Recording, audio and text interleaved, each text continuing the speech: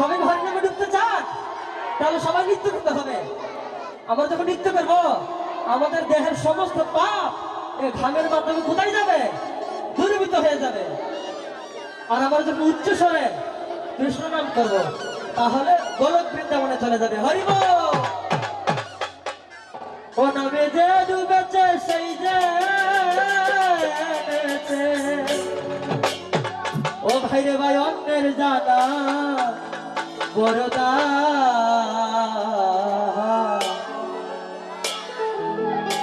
হরি নামে কি আনন্দ ডুবলে জানা যায়। ও নামে যে ডুবেছে সেই জেনেছে, যে ডুবেছে সেই জেনেছে, যে ডুবেছে সেই জেনেছে, যে ডুবেছে সেই জেনেছে, যে ডুবেছে সেই জেনেছে। ওদের বড় দাই বড় দাই বড় দাই, হরি নামে কি আনন্দ ডুবলে